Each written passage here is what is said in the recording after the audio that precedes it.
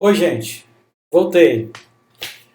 Vamos continuar a nossa primeira parte de revisão da literatura. A gente viu anteriormente como avaliar um artigo em sua integralidade. Nós vimos que tem uma fase 1, fase 2, fase 3, e cada uma dessas fases a gente vai adentrando e se aprofundando cada vez mais naquele tema que o artigo está tratando. Para finalizar, a gente vai discutir um pouco sobre como avaliar a metodologia do trabalho. Então, a primeira pergunta para avaliar a metodologia é se o estudo ele é original, se aquele trabalho é original. Tá? Existem várias profundidades para uma originalidade. Tá? Existe uma originalidade que é exigida para um TCC, por exemplo. Existe uma originalidade que é exigida para um mestrado, para um doutorado, e uma originalidade que é exigida no dia a dia do trabalho do pesquisador. Tá? A pergunta que você tem que se fazer quando estiver lendo um artigo é: alguém já fez algo parecido com o que aquele artigo está se propondo? O que aquele artigo ele acrescenta de novo? Quais são as contribuições? Tá? É muito importante levar em consideração o seguinte: o autor, ele com certeza não vai criticar o trabalho dele. Ele vai apenas elogiar, vai dizer que o trabalho dele acrescenta bastante coisa para o domínio lá da onde aquela pesquisa está acontecendo. Então cabe a quem está revisando, ao leitor daquele artigo, discernir se aquilo que o autor está afirmando é verdadeiro ou se ele está extrapolando demais naquilo que ele está afirmando. Tá? Esse estudo, aí você vai fazer várias perguntas, né? Ele é mais amplo do que o que já existe na literatura? A metodologia dele é mais rigorosa? Os resultados são mais significativos? O dataset dele é distinto? As conclusões são distintas? Então, são várias perguntas que só com o passar do tempo vocês vão ter uma capacidade maior de avaliar. Tá? Mais amplo. Ele é um outro algoritmo, ele é uma expansão do algoritmo, tá? Ele é a melhoria, é uma otimização de um algoritmo, de uma solução. O que ele é? Ele é o mais do mesmo, é o mesmo algoritmo com algumas otimizações, né? Mínimas. Então, você precisa avaliar o quão amplo é esse trabalho. A metodologia é mais rigorosa, a metodologia ela tem que ser igual ou melhor a metodologia usada para avaliar o trabalho que está sendo usado como base, para você dizer se ele é mais amplo ou não. Os resultados são mais significativos.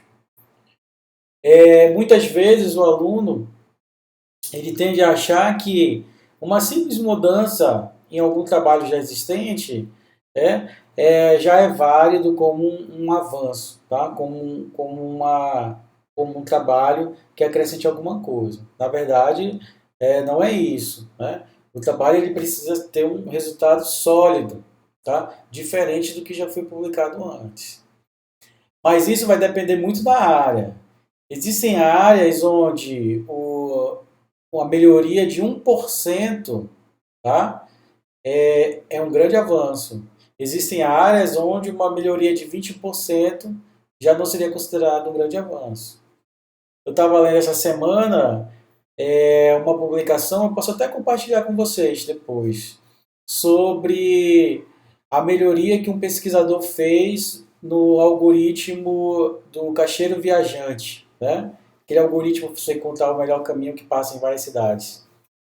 Esse problema estava em aberto aí há vários anos, tá? Que vários pesquisadores, né, muitos conhecidos mundialmente, tentaram otimizar esse algoritmo e não conseguiam. E aí esse pesquisador, agora, nesse mês, publicou um trabalho onde ele mostra uma melhoria, tá, da heurística para resolver esse problema. Tá?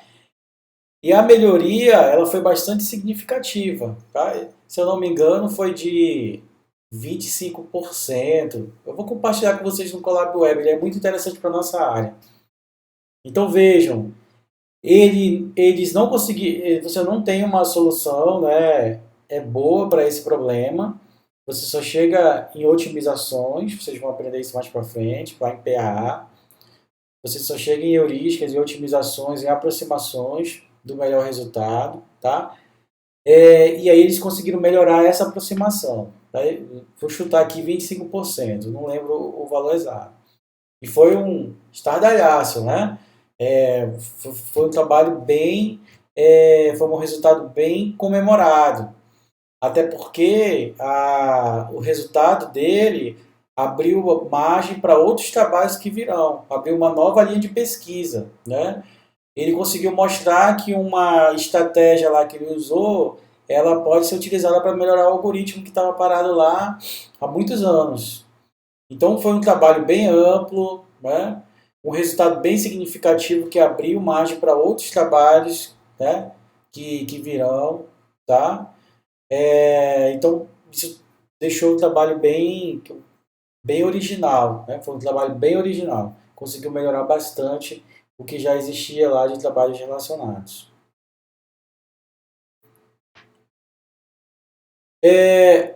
O autor, ele precisa, vocês, né, como alunos, que vão ser autores de artigos, de publicações, de trabalhos de conclusão de curso, precisam sempre detalhar como que os experimentos de vocês foram feitos, como que as avaliações de desempenho foram realizadas, tá? Então, precisa detalhar qual é a população, né, daquele trabalho, as amostras, qualificar as amostras. Então, como os dados foram selecionados, quais dados foram incluídos na base, né? Por que aqueles dados foram incluídos, quais dados foram excluídos da base, porque os dados são realistas. Eu estou falando aqui de uma forma como se vocês fossem escrever, né? Mas aí vocês, toda vez que encontrarem um artigo pela frente, vocês vão ter que fazer essas perguntas, né? Já que eu escrevo com qualidade e sigo esses passos aqui, eu vou também exigir que os outros autores também o façam. Então, quais foram os dados que foram incluídos, excluídos, tá? Os dados são realistas. Por exemplo, vou fazer um experimento por rede sem fio, mobilidade, e a minha população são os alunos do campus, né, da UFAM, setor norte. Esses dados são realistas? Esses dados podem indicar o comportamento dos alunos do campus, por exemplo. Poderiam ter características parecidas com o de uma população de uma grande cidade como São Paulo ou Manaus. Eu posso expandir isso. Os resultados que eu encontrar em Manaus e lá no campus da UFAM, eles vão poder ser replicados para Manaus? Né? Eles representam os dados de uma cidade grande como Manaus? Então você vai precisar fazer essas perguntas. Então se o autor lá fez um experimento pequeno e que não tem validade estatística, aquele trabalho ele vai ser descartado, por mais que a ideia seja promissora. O que acontece é que aquele trabalho, os autores eles vão ter que trabalhar mais em cima daquela metodologia, né? Expandir lá os experimentos que eles estão realizando. Experimentos. Experimentos são significativos? Eu já disse que tem uma disciplina chamada avaliação de desempenho, onde vocês vão aprender a experimentar, né? Como que eu planejo um experimento, como eu executo um experimento e como que eu avalio os resultados de um experimento, tá? Então, quando eu olho para o artigo, eu vou ver como que esses experimentos foram realizados. Qual foi o baseline que foi usado? O baseline é uma base comparativa. Para você dizer que o seu trabalho é melhor, você precisa ter um baseline, algo que você vai comparar, para dizer que o teu trabalho foi melhor 25% ou 10%. No caso desse trabalho que eu falei para vocês agora, o baseline era um algoritmo que já existia, muito famoso, tá? E eles não tinham certeza se era a versão ótima. Aí esse cara fez, comparou com esse algoritmo que já existia. Então esse aqui é o baseline dele. E aí ele mostrou que o algoritmo dele, a heurística, é 25% melhor. Tá? Então,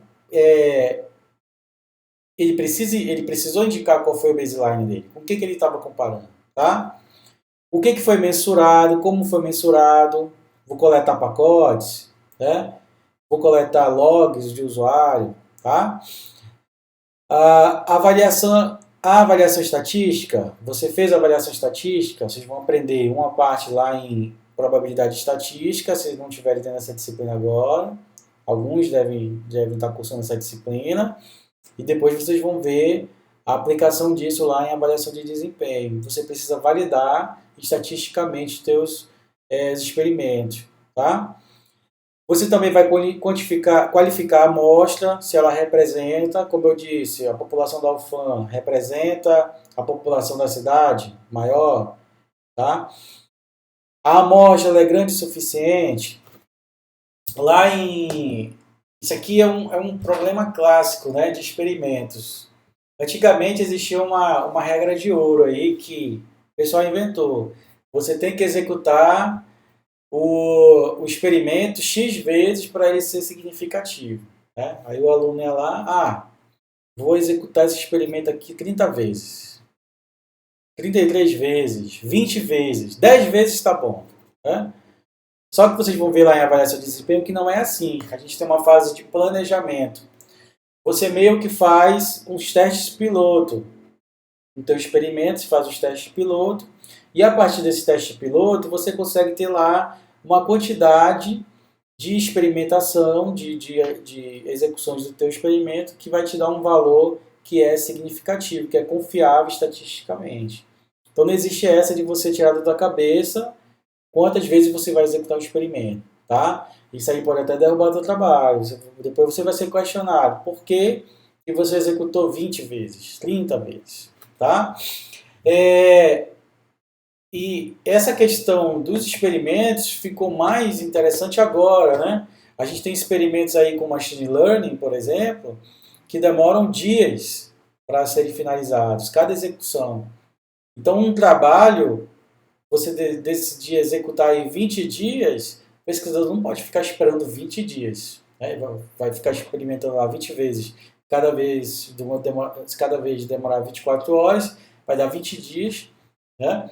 Você tem vários cenários e aí você vai passar meses experimentando. Então, precisa fazer esse planejamento. Então, tudo isso precisa ser detalhado. Fiz o planejamento, o teste piloto, deu essa quantidade aqui, executei e aí o resultado deu dentro da minha confiança estatística. Ok, e aí você vai explicar tudo isso no artigo. Você vai fazer isso e você vai exigir que os artigos também tenham esse tipo de análise, esse tipo de cuidado com os experimentos. Se o artigo não tiver, aí fica mais complicado, né, defender aquele trabalho, ele precisa ter.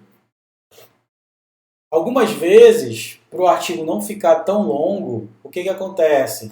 Os autores eles publicam relatórios técnicos e publicam em algum lugar público, e aí eles indicam, olha, a gente fez esses experimentos e a parte de análise estatística dos meus resultados estão publicados nesses relatórios técnicos aqui. Aí eles citam lá os relatórios técnicos. Se você quiser saber mais dados, você vai lá buscar, né, nesses documentos. Tá? Porque isso também consome espaço. Né? Então, muitas vezes, pode ser que não tenha no artigo, mas o autor ele precisa indicar um lugar onde você pode ir buscar essa informação. Tá bom? Vamos aos exemplos aqui. O que os autores fizeram? Medimos os acessos de cada usuário. Né? Fez uma medida lá de quantos usuários acessaram. Né? A quantidade de acessos por cada usuário. O que eles deveriam ter feito? Verificado os logs e contabilizado os acessos de cada usuário. Tá? Problema, confiar cegamente na correção dos registros. Quando você está fazendo experimentos, há falhas. Né? Os teus logs eles podem ter falhas. Você precisa ter um tratamento dessas falhas. 20 mil linhas no log, você não vai olhar. Né? Você não vai olhar 20 mil linhas para analisar se todos os dados estão corretos. Você vai fazer uma ferramenta que vai automatizar tudo. Certo? Então, verificar se o autor teve esse cuidado de fazer um pré-processamento das informações que ele está coletando.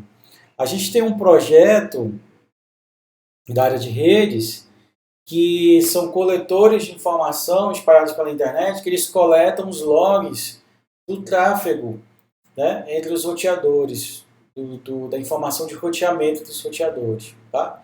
E esses coletores, eles armazenam esses logs, tá? Você pode pegar esses logs, fazer o processamento e você fazer várias investigações sobre as características da internet em vários lugares do mundo, tá?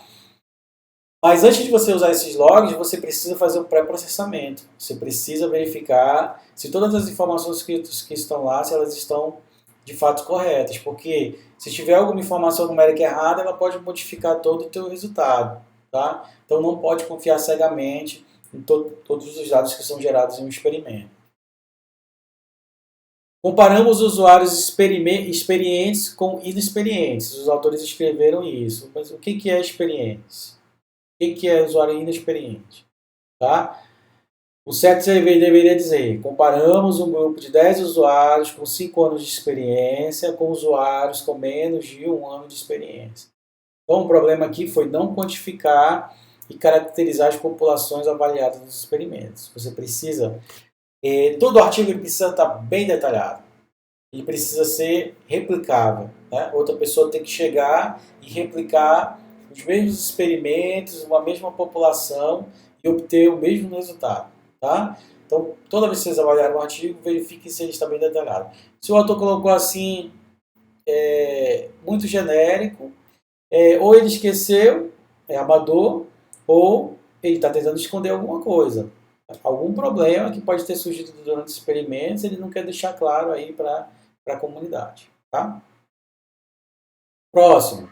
Avaliamos a viabilidade do uso de Wi-Fi para redes domésticas. Uma revisão bibliográfica proveria os números que comprovam esses resultados. Então, viabilidade do uso de Wi-Fi para redes domésticas. Isso é um problema que já foi resolvido, gente. Tem Wi-Fi aí, né? Bilhões de casas já têm Wi-Fi, já utilizam Wi-Fi, então já é viável, já foi provado. O problema disso aqui é que o estudo não é original. Então, se o cara escrever um artigo propondo esse blá blá blá aqui, o estudo não é original, esse artigo está descartado. Se ele foi publicado, coitado desse lugar que publicou, né? Então, é preciso ter muito cuidado. Geralmente, a gente tem muito problema com não originalidade em TCCs, tá? Isso é recorrente. O aluno ele tem ideias lá de como fazer o TCC, mas aquilo já foi feito antes, tá? Então é preciso ter muito cuidado, principalmente porque não é fácil de encontrar os TCCs que existem por aí. Né? Não é fácil de encontrar os trabalhos de TCC. Então é relativamente fácil você fazer alguma coisa que alguém já desenvolveu no TCC, tá? Mas é preciso que haja um esforço para que o teu trabalho tenha o mínimo de originalidade, tá? Você não vai fazer ali, você não vai avaliar no teu TCC a viabilidade do uso de Wi-Fi. O teu orientador não vai deixar você fazer isso, porque isso aí já é um trabalho que existe, né? Já foi feito isso. Lá no início da proposição de Wi-Fi, isso aí já foi avaliado, os caras viram que era viável e começaram a desenvolver, né, a melhorar os protocolos, fazer experimentos e tudo mais. Isso aí foi mais de 20 anos, né? Então, o problema do trabalho não ser original, ele é um problema sério. A avaliação tem viés? É uma pergunta, né? A avaliação que foi feita naquele artigo que eu estou lendo, ele tem viés? Do inglês bias, né? Estatística. Os dados foram selecionados aleatoriamente? Os dados selecionados favorecem uma solução específica? Os dados selecionados são aplicáveis ao baseline? São perguntas que você tem que fazer. Um exemplo. Eu propus um algoritmo de roteamento, tá? E nos meus experimentos eu escolhi uma determinada topologia. E essa topologia facilita o desempenho do meu algoritmo. Para aquela topologia, o meu algoritmo vai ser bom. E eu não testei com outras topologias. Então, eu poderia dizer que aquela topologia favorece a solução do meu algoritmo. Tá? Se você encontrar isso no artigo, é um problema, porque como é que você vai confiar, né, naquele resultado? Outra coisa é, eu estou fazendo um experimento, ele não tem nada a ver com baseline, ou seja, tem lá um baseline, uma proposta, uma solução que já existe, eu estou propondo melhorar essa solução, mas o baseline que eu usei lá no meu experimento, os dados que eu usei nos meus experimentos, não tem nada a ver com baseline. Então aí você tem um problema, porque aqueles resultados eles não podem ser comparados. Né? Isso tem que ficar bem claro no artigo. Se não tiver, problema também na hora que você estiver selecionando um trabalho para a tua pesquisa. Então, para finalizar, se você acreditar que todos fazem correto, é problema, tá? Você tem que questionar a autoridade. Não importa se o cara é o bambambam lá da área, ele pode ter falhado, né? E se você tem a experiência suficiente para detectar isso, você vai, né, colocar isso nas tuas divisões da seleção lá da tua literatura, tá? Não confie em nenhum autor, ok? De novo, questiona a autoridade. Mas para você questionar a autoridade, você tem que ter maturidade, tem que ter experiência, né? Mas você tem que questionar mostrando aonde que está errado, onde o trabalho tem falhas.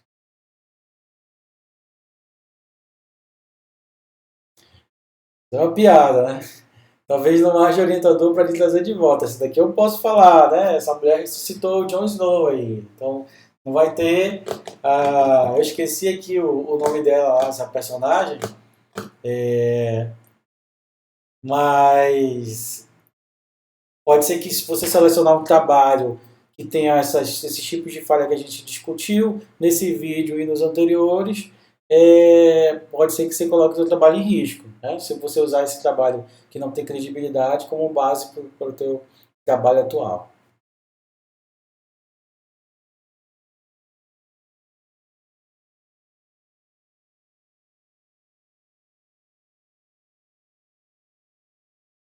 Falta de foco. Vamos falar de falta de foco. Tá?